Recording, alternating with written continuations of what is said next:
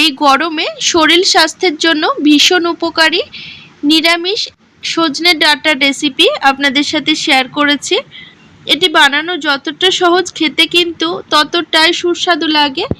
আর একদমই অল্প তেল মশলা দিয়ে রেসিপিটা বানিয়ে নিয়েছি, যার কারণে শরীরের পক্ষেও কিন্তু ভীষণ উপকারী। তো ভিডিওটি শেষ পর্যন্ত দেখার অনুরোধ রইল। আশা করছি আজকের রেসিপিটি আপনাদের ভীষণ ভালো লাগবে। তো এই রেসিপিটি বানাবো তার জন্য সজনে ডাঁটা নিয়েছি। আর এই সজনে ডাঁটাগুলোকে প্রথমেই ছোট ছোট টুকরো করে নিচ্ছি, তারপরে এর ওপর থেকে খোসাগুলো ছাড়িয়ে নেব। বন্ধুরা, সজনে ডাঁটা অনেকেই খেতে চায় না, কিন্তু সজনে ডাঁটা কিন্তু আমাদের শরীরের পক্ষে ভীষণ উপকারী। আর আপনারা তো অনেকভাবেই সজনে ডাঁটা বানিয়ে থাকেন, কিন্তু আজকে আমি যেভাবে নিরামিষ সজনে ডাঁটা তরকারিটা বানিয়েছি, এইভাবে একদিন বানিয়ে দেখবেন। নিরামিষ দিনের কিন্তু মনেই হবে না যে নিরামিষ খাচ্ছেন। শুধু এই সজনে ডাঁটার তরকারি দিয়েই কিন্তু এক থালা ভাত খাওয়া হয়ে যাবে। তো সমস্ত ডাঁটার খোসা ছাড়িয়ে ডাঁটাগুলো কেটে নিয়েছি। এবার একটি থালার মধ্যে ডাঁটাগুলো তুলে নিলাম। এখানে 3টি মিডিয়াম সাইজের আলু পাতলা পাতলা করে কেটে নিয়েছি। তো এই দিয়ে কিন্তু আজকে রেসিপিটি তৈরি হয়ে যাবে। আর এখানে 1 কাপ মতো ছোলার ডাল প্রায় 1 ঘন্টা জলে ভিজিয়ে রেখেছিলাম। তো ডাল একদম নরম হয়ে গেছে। এবার ডালের জল ছেঁকে ফেলে দিয়েছি। এখন একটি ছোট সাইজের মিক্সির জার নিলাম, আর এই ভিজে রাখা ডালগুলো মিক্সির জারের মধ্যে ঢেলে দিচ্ছি। বন্ধুরা, এই রান্নাটিতে আপনারা চাইলে আপনাদের পছন্দ মতো গরমের 2-1টা সবজিও কিন্তু ব্যবহার করতে পারেন, ভীষণই ভালো লাগে খেতে। তো এখানে আমি ঝালের জন্য 2টো কাঁচা লঙ্কা আর 2 টুকরো আদা আর 1/2 চামচ মতো লবণ, 1/2 চামচ মতো হলুদ আর 1/2 চামচ মতো হিং দিয়ে দিচ্ছি। অল্প একটু জল দিয়ে দিলাম। এবার খুব ভালো করে পেস্ট বানিয়ে নেব। বন্ধুরা, ছোলার ডালের সাথে অবশ্যই একটু হিং দেবেন, যেহেতু নিরামিষ তরকারি হিং দিলে কিন্তু খেতেও ভালো লাগে আর ফ্লেভারটাও খুব সুন্দর আসে। তো এখানে দেখতে পাচ্ছেন ভালো করে পেস্ট বানিয়ে নিয়েছি, কোনো রকম গোটা ভাব এর মধ্যে নেই। এখন এই ডাল বাটা একটি বড় সাইজের পাত্রের মধ্যে ঢেলে নিচ্ছি। বন্ধুরা, আজকের ভিডিওটি ভালো লাগলে অবশ্যই একটি লাইক করে দেওয়ার অনুরোধ রইল, কারণ আপনাদের একটি লাইক আমার কাছে অনেক বেশি মূল্যবান। তো ডাল বাটা একটি পাত্রের মধ্যে ঢেলে নিলাম। এবার এর মধ্যে 1/2 চামচ কালো জিরে দিয়ে দিচ্ছি। এবার খুব ভালো করে ফেটিয়ে নিতে হবে। বন্ধুরা, এই ডাল বাটার মধ্যে সমস্ত উপকরণ দিয়ে একটু সময় নিয়ে ভালো মতো ফেটিয়ে নেবেন, তাহলে বড়া ভাজার সময় বড়াগুলো খুব ভালো মতো ফুলে উঠবে আর একদম নরম আর সফট হবে। তো ডাল কিন্তু খুব ভালো মতো ফেটিয়ে নিয়েছি। এবার ওভেনের ওপর কড়াই বসিয়ে রিফাইন্ড অয়েল দিয়ে দিলাম। তো তেল খুব ভালো মতো গরম করে নিয়েছি। এবার চামচের সাহায্যে ব্যাটারগুলো নিয়ে এইভাবে ছোট ছোট বড়ার আকারে দিয়ে দিচ্ছি। এবার মিডিয়াম ফ্লেমে বড়াগুলো ভেজে নেব। তবে বন্ধুরা, এই বড়াগুলো ভাজতেও কিন্তু খুব বেশি সময় লাগে না, অল্প একটু সময়ের মধ্যেই কিন্তু বড়াগুলো ভাজা হয়ে যায়। বন্ধুরা, আজকের ভিডিওটি দেখতে যদি কোনো নতুন বন্ধু এসে থাকেন, তাহলে অবশ্যই চ্যানেলটিকে সাবস্ক্রাইব করে পাশে থাকা বেল নোটিফিকেশনটা অন করে রাখার অনুরোধ রইল, তাতে ভিডিওগুলো আপনারা সবার আগে আপনাদের সময় বুঝে দেখে নিতে পারবেন। তো বড়াগুলো এক পিঠ ভাজা হয়ে গেছে। এবার উল্টে দিচ্ছি, অপর পিঠও ভালো করে ভেজে নিলাম। এবার একটি প্লেটের মধ্যে বড়াগুলো তুলে নিচ্ছি। এবার বাকি যে ডাল বাটা ছিল, সেই ডাল বাটা থেকে একইভাবে বাকি বড়াগুলোও ভেজে তুলে নেব। বন্ধুরা, আজকের ভিডিওটি আপনারা কে কোথা থেকে দেখছেন সেটি কমেন্ট বক্সে লিখে জানাতে একদম ভুলবেন না। তো এখানে কিন্তু বড়া ভাজা কমপ্লিট হয়ে গেছে। এবার কড়াতে যে তেল আছে, এই তেলের মধ্যে কেটে রাখা আলুগুলো দিয়ে দিচ্ছি।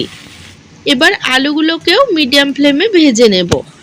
বন্ধুরা, নিরামিষ দিনে কি রান্না করবে ভাবছেন? তো সে কথা একটু না ভেবে এই রেসিপিটি ঝটপট করে বানিয়ে নিতে পারেন। এর স্বাদ কিন্তু দুর্দান্ত হয়। তো এখানে আলুগুলো ভেজে নিয়েছি। এবার একটি পাত্রে তুলে নিচ্ছি। এবার কড়াইয়ে যে তেল রয়ে গেছে, এই তেলের মধ্যেই আমি বাকি রান্নাটা করে নেব, আর কিন্তু তেল দেব না। এখন আমি এই তেলের মধ্যে 1/2 চামচ 5 ফোড়ন আর 1/2 চামচ গোটা জিরে ফোড়নই দিলাম। 2টো শুকনো লঙ্কা 2 থেকে 3 টুকরো করে দিয়ে দিলাম।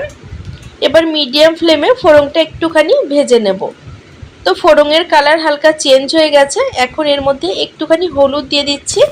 আর এখানে আমি 1 ইঞ্চি মতো আদা, 3টে কাঁচা লঙ্কা আর একটি ছোট সাইজের টমেটো দিয়ে বেটে রেখেছিলাম।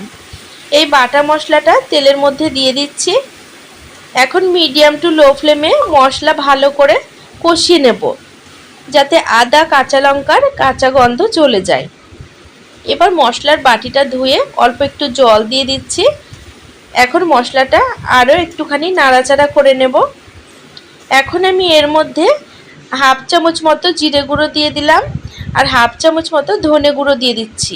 কালারের জন্য হাফ চামচ মতো কাশ্মীরি লঙ্কার গুঁড়ো দিয়ে দিলাম আর হাফ চামচের থেকে একটুখানি কম হিং দিয়ে দিচ্ছি। এই গুঁড়ো মশলা দেওয়ার পরে মশলাটা আবারও একটুখানি সময় নিয়ে কষিয়ে নেব। তো মশলার কালারটা দেখতে পাচ্ছেন খুব সুন্দর এসেছে। এবার আমি কেটে ধুয়ে রাখা ডাঁটাগুলো এর মধ্যে দিয়ে দিচ্ছি। তো এই রেসিপিটি বানানোর জন্য ডাঁটাগুলো কিন্তু আলাদাভাবে ভাজার কোনো দরকার নেই। এইভাবে মশলার সাথে দিয়ে 2 মিনিট মতো নাড়াচাড়া করে নিলেই ডাঁটার কাঁচা গন্ধটি চলে যাবে। তো এখানে মশলার সাথে খুব ভালো করে ডাঁটা কষিয়ে নিয়েছি। এবার আগে থেকে যে আলু ভেজে রেখেছিলাম সেই আলুগুলোও এর মধ্যে দিয়ে দিচ্ছি। সমস্ত উপকরণ আবারও 1 মিনিট মতো নাড়াচাড়া করে নিলাম। এই রেসিপিটি গরম ভাতের সাথে খেতে ভীষণই সুস্বাদু লাগে বন্ধুরা। এইভাবে যদি সজনে ডাঁটার রেসিপি বানান তাহলে যে সজনে ডাঁটা খায় না সেও কিন্তু চেয়ে খেতে বাধ্য হবে। তো এখানে খুব ভালো করে কষিয়ে নিয়েছি। এখন 2 বাটি মতো জল দিয়ে দিলাম। তো জলের পরিমাণ একটু বেশি দিচ্ছি কারণ তরকারিটা একটু ঝোল ঝোল রাখবো। তো তরকারিটা খুব ভালো করে নাড়াচাড়া করে দিলাম। এখন ফুটে যাওয়া পর্যন্ত হতে দেব। তো আগে কিন্তু আমি হলুদ অল্প একটু দিয়েছিলাম, যার কারণে আবারও একটু হলুদ দিয়ে দিলাম। আর স্বাদমতো লবণ আমি এখন দিয়ে দিচ্ছি, আগে কিন্তু লবণ দিইনি। তো লবণ হলুদ দিয়ে আবারও তরকারিটা একবার ভালো করে নাড়াচাড়া করে দিলাম। তো ঝোল দেখতে পাচ্ছেন ফুটতে শুরু করেছে।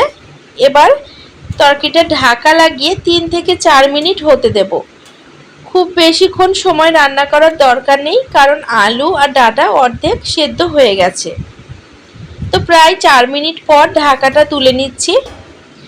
আর দেখতে পাচ্ছেন ঝোলের পরিমাণটা কিন্তু অনেকটা রয়ে গেছে।